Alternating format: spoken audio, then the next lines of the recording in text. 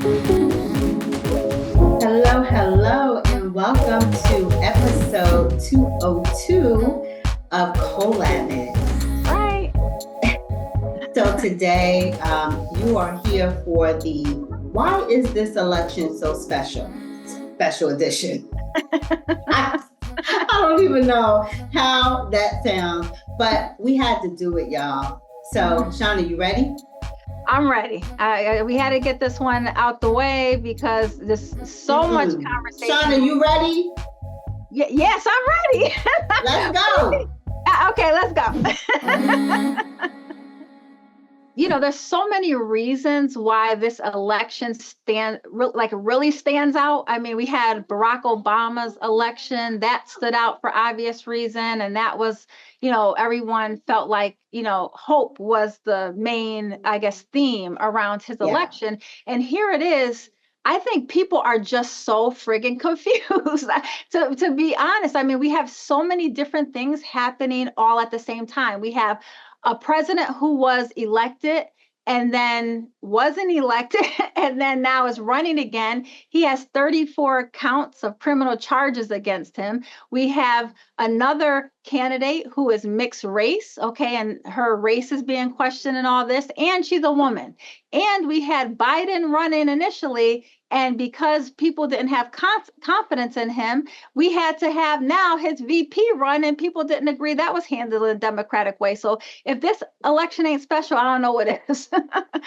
What's your experience been, Dee, with this? Because I've been having many conversations. Yeah, I think this time has been a really reflective time for me. I'm not a political person, but here's the thing. What I do know is that there are too many issues that affect myself, my family, and my community. And so I've had to buckle down and really understand and learn what's at stake here. So I know there are many people out there like me that, I feel like it's my right. People died for my right to vote. So there's no way that I can sit any election out. But I think this election is so special because if this doesn't go the right way, it can be detrimental. Okay? It can be detrimental to many groups of society. And so, it pains me when I have conversations and people are saying things like they're voting their interest. And typically when they say they're voting their interest, it's their financial interest. And for me, that is really confusing because finance is like not even one of the major things that we should be talking about in this election. So if you're voting your interest to people, but that's it is because they're thinking about their pockets. Right. But what else is there? What else is there that we should be thinking about? Absolutely.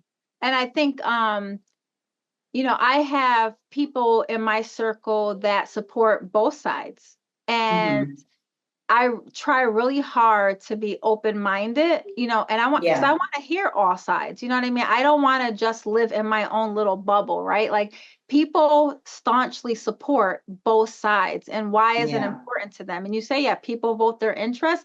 I agree with that 100%. And sometimes it is all about money. Like I had one close family member tell me, oh, things were just better financially for me during the Trump era, right? That's how they truly feel.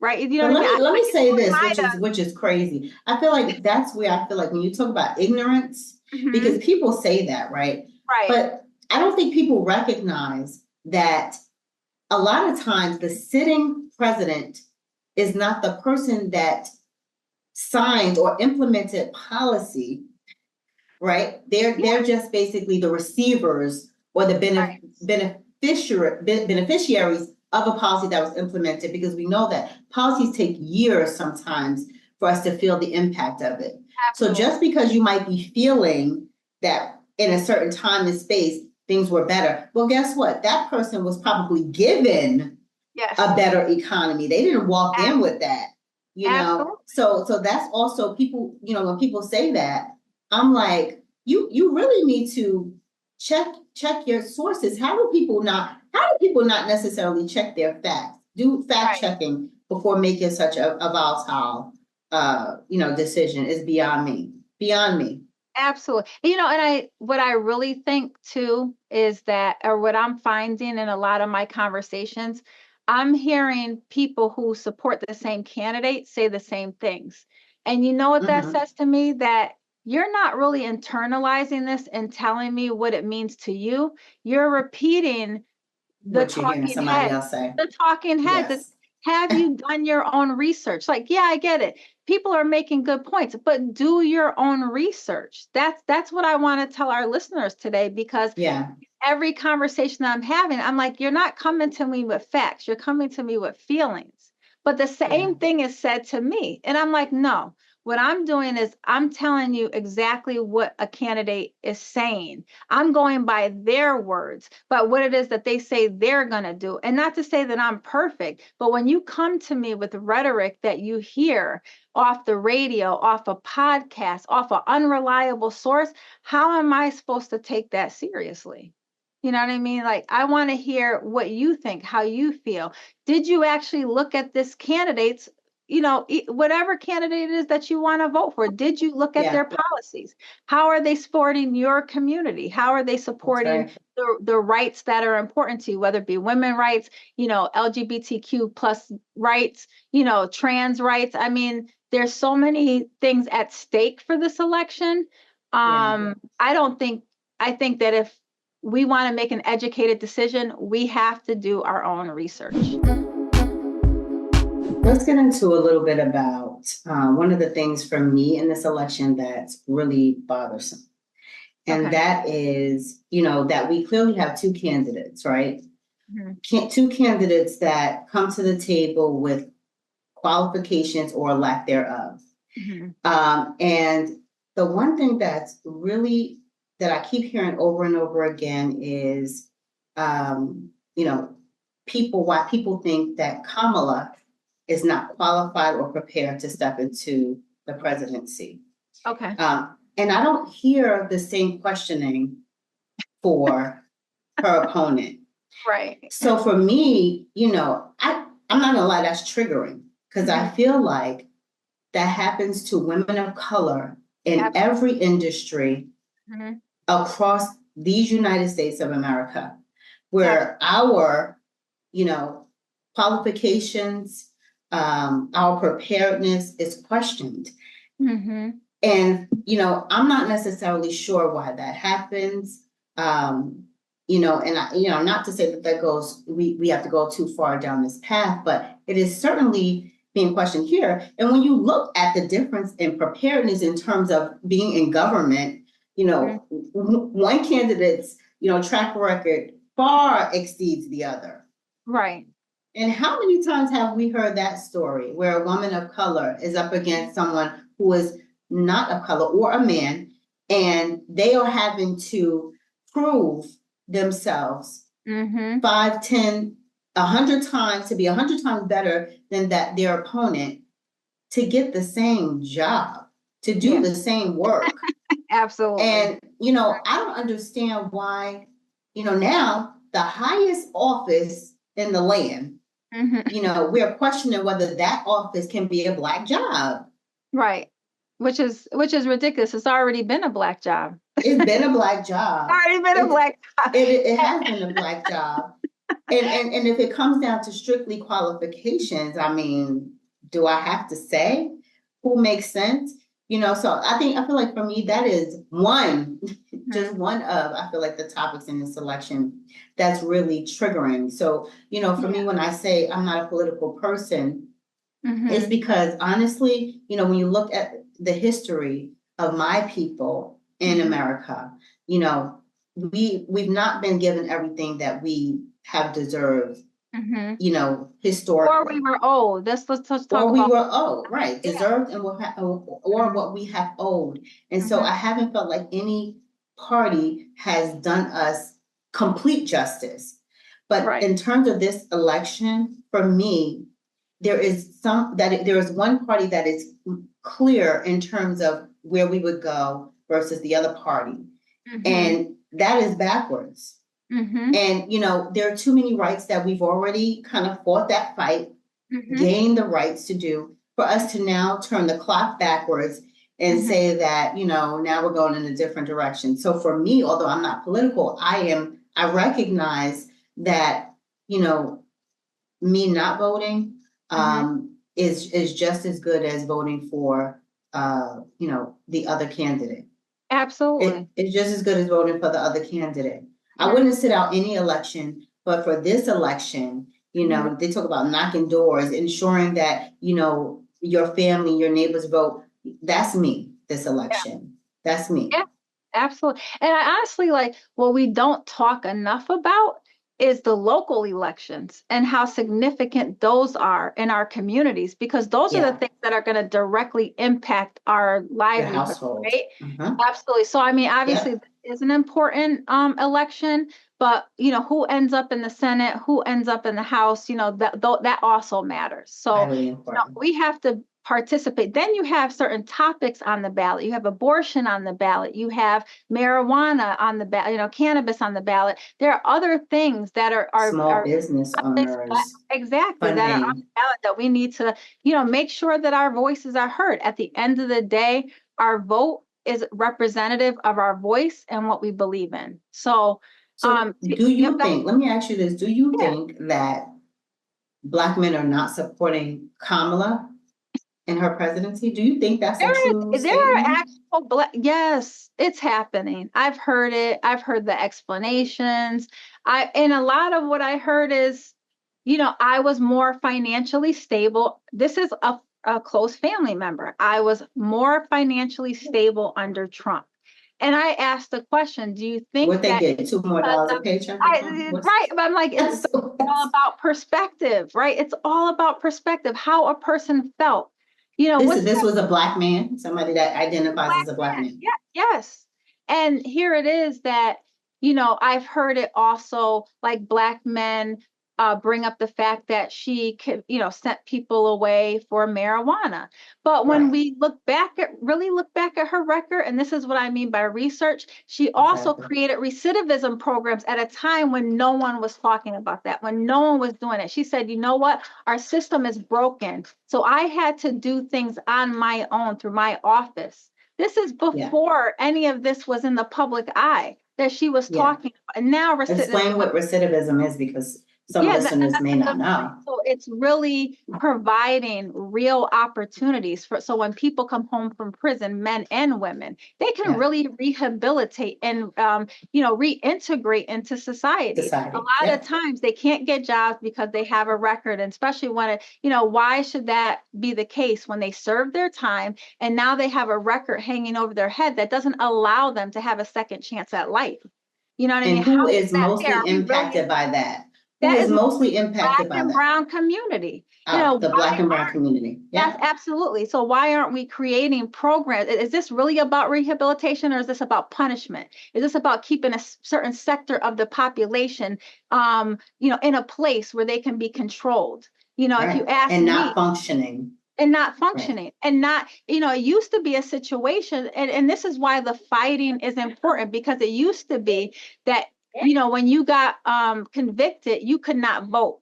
Now there are certain places that allow you to get, that once you've served your time, that you can now vote in the election. The right to vote. In the case that they didn't want you to vote. I mean, that was one way of taking out a certain population, right, out of the process.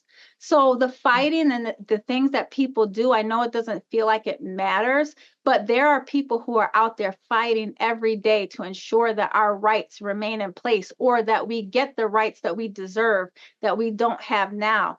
And every person that is out there fighting, I have to commend them, because change is happening. It's not happening in a big way, but it is happening, and progress is being made. We are in a better place. We're not there yet. And there's so much more work to be done. Much more work to be done.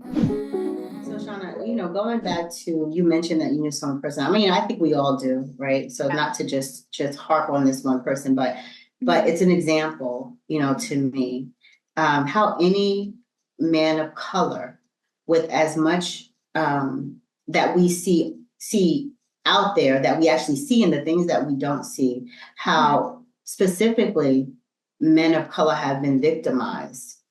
By, our, by our police officers and Yeah. others, Yeah. how any man of color, when we know that one of the main points of contention here is that part of the policy that one of the candidates is rolling out basically would say that we can't police the police, right? And we Yeah. know that in our communities, we have seen too much violence against Black men and Black women.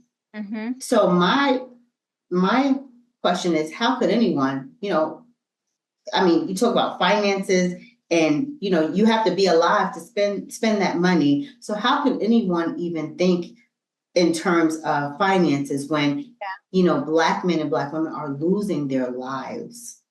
Men and women of color are losing their lives. And if we, move in that direction, when we have no laws, basically no laws of protection, no rights as it pertains to, us losing our lives, and most of the times, senselessly, it's all senseless because, police doesn't mean that you need to shoot and kill somebody. Right. I mean, I don't know how they're trained, but, it's all senseless because a life should not have to be lost in those situations. But that for me is why are people not talking about that when they're thinking about, what they should be voting for? I mean, one part of the election, or I'm sorry, one policy actually states that we will not have the right to police the police in times that someone loses their lives. I know, which is crazy. Like that makes no sense to me. Right, but even when you think about what's happening with the Supreme Court and the presidency, right now the president has immunity when he's in that role, which is crazy. Okay, I was, so let's just go back to, this person that I spoke to that supports Trump, right? Thinking that his financial situation was better. So, we're living in a time, Dee, when right now the Supreme Court just gave our president immunity, right? So who knows, as you said, depending on who's elected, that's a very scary thing. Yeah. And so when I talk to the same person, right? So I'm Gen X, we're Gen X, and he's 10, 11 years younger than me. He's a millennial. Their perspective, I feel a lot of millennials that I've spoken to, their perspective is different. They're less about race, right? It's not about race. Like slavery is not a thing. Like it doesn't affect my day to day. Why are you talking to me about slavery? It doesn't affect my day to day. When I try to break up the point that, there's ripple effects that you're experiencing, systematic racism in place. Yeah. They don't want to hear that. At least this one person and a few other young people that I've spoken to, it's not important to them, which blows my mind. No, I can't believe that. No, not the young people I talk to, no. Well, see, then maybe it's location, maybe it's the circle. Yeah, that must be a Connecticut thing. Because you can't put that I'm not gonna do that. I'm not gonna do that to my millennials. They are. No, but I have talked to but race is not it's not as big of an issue, I don't think, as it is for our generation. Which is also part of the solution too, which is crazy, right? But I think you have to at least have an understanding of where you come from to know where you're going. Or what happened? What is the history? That I think that's the biggest problem with a lot of people. They're not looking at the history of things, right? They're not thinking about the history of our grandparents, our great grandparents, the civil rights movement, the civil rights movement, women's even movement, the importance of voting, right? The importance of voting because people died, and I know it's just like, oh, I know people died. Yes, people died. It's like that's not a small thing. You know what I mean? But people they're tired of hearing that, right? And I don't understand it myself when I bring up these topics. It's just about financial stability. And let me just say this, without getting, for me, it's what candidate is going to bring people together, right? What candidate is going to give us a chance at having, coming together as a society. I really feel like that no one's considering what happened during the pandemic. Like everyone wants to blame, Biden and Harris for the state of things right now, inflation, everything being up in cost. And we're not considering the fact that their presidency took place at the beginning of a pandemic, and how they've handled that may not have been necessarily perfect, but at the same time, there's still hope. I still feel like that we still have hope in this country. Now, let me just say this, first of all, no president is perfect, right? But at the end of our current Republican candidate's presidency, there was literally an insurrection. There was literally treason committed and Capitol Police killed because the quote unquote election was stolen. Okay. Well, we all know that there have been lawsuits, and every step of the way, it has been disproven that the election was stolen and the rightful candidate was put in place as presidency. And then what happened at the beginning of his presidency? A pandemic that was ignored for the most part by the person, by the previous candidate, the candidate that lost, our Republican candidate, right? It wasn't handled properly. So then you had Biden and Harris having to deal with a pandemic. And did we come out? I mean, I feel like we came out okay. Yes, our price is up. Absolutely. Do things need to get better? Absolutely. Are these things that she's saying that she's going to address as the now president-elect as a Democratic candidate? Yes, these are things that she's actually speaking to when we're not getting any concrete solutions from our Republican candidate. He hasn't even come up with a solution for health care. He's running, a part of his platform is to leverage some of that. So, the bigger, as we've all heard, one of the biggest things, they're referring to, he's been referring to his opponent as the border czar. And right. If you look back and do your research, there was a prime opportunity for them to make big changes, in terms of what was happening at our borders.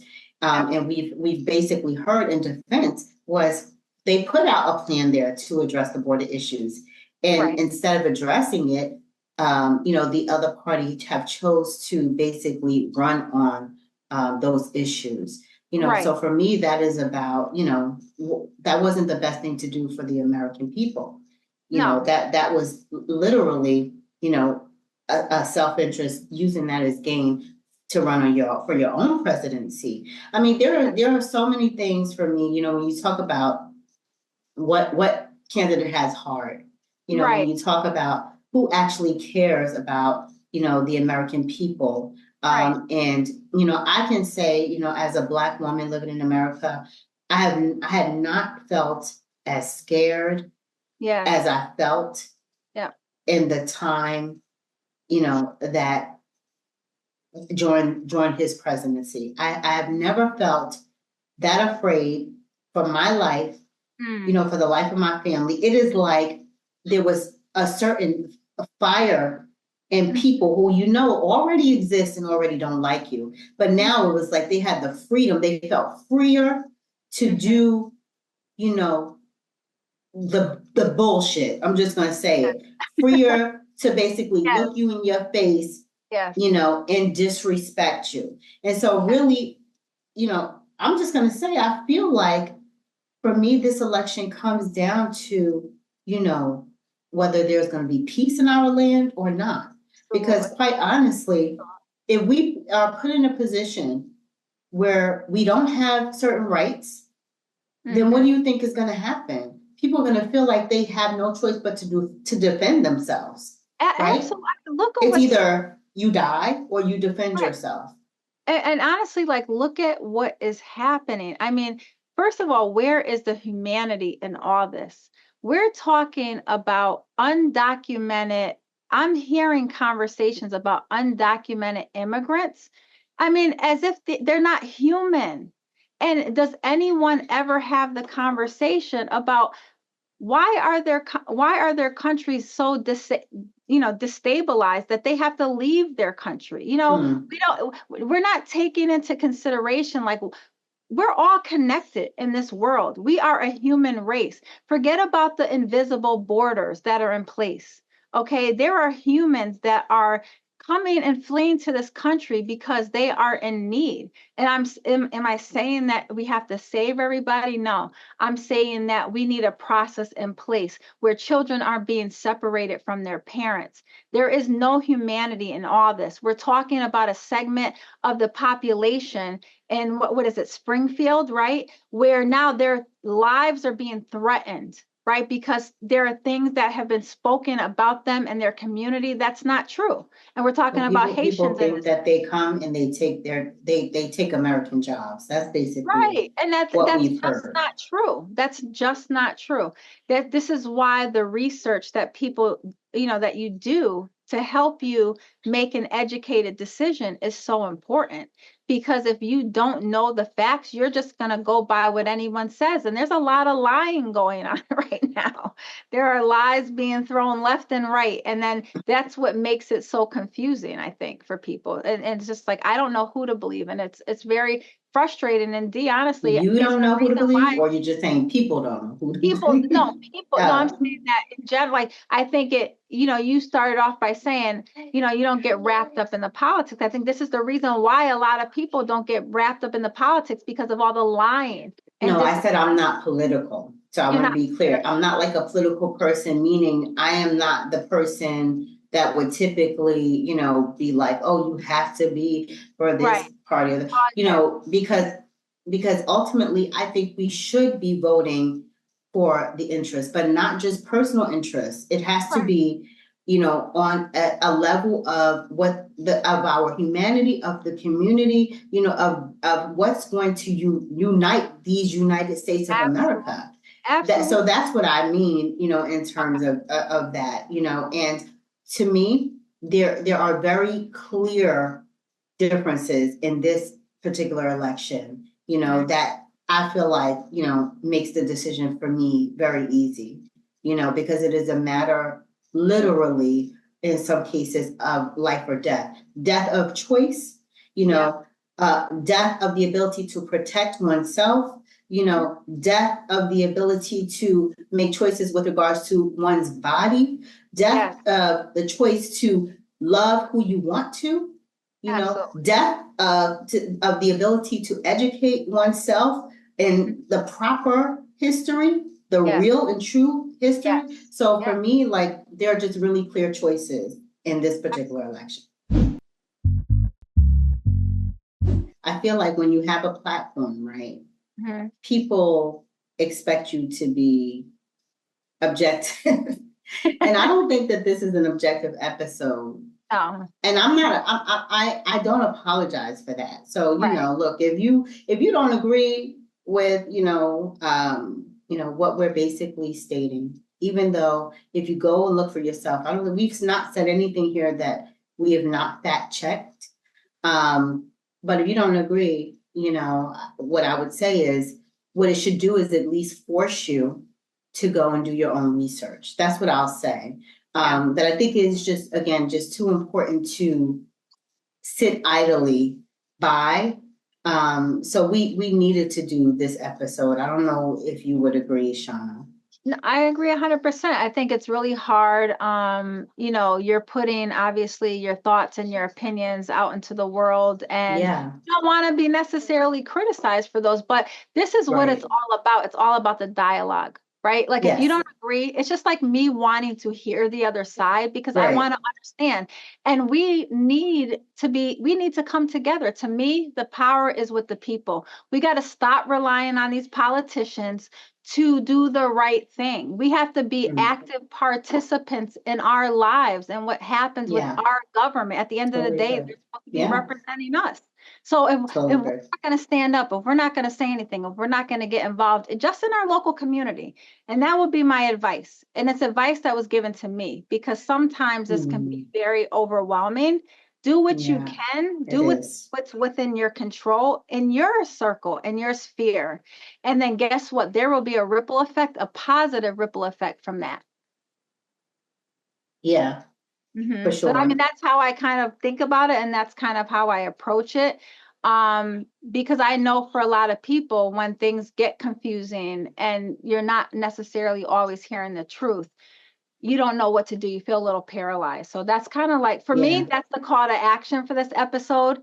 Get involved, go out and vote, learn about your local candidates, learn about your community, and find Go out. out and vote. That's right. Go out and vote. Go out Make and sure you're vote. registered, and vote. Your vote is your voice at the end of the day. And if you can't do, don't do, won't do any of those other things, because it could be a lot, I just ask you to do one small thing. And that one small thing is to go out there and vote. Remember, your vote is your voice. Okay, so this time we're ending with the quote instead of starting with the quote. So just roll with me. It's by one of my favorite people, Maya Angelou, and I'll have to thank our producer, Yvonne, for helping me find this quote. So every voice is equally powerful. Don't underestimate your vote. Voting is the greatest equalizer. And it's exactly what I said. Your vote is your voice. Don't let anyone take away what it is that you stand for in this world. Yeah, absolutely. Couldn't have said it better than Maya. All right. Thank you for co-labbing with us, everybody. Cannot wait to cast my vote. Let me just say this. One of the benefits of being in Connecticut is not having to deal with the long lines that I used to have to deal with when I was in New York. So it's like, Wow. yeah, very I'm really glad we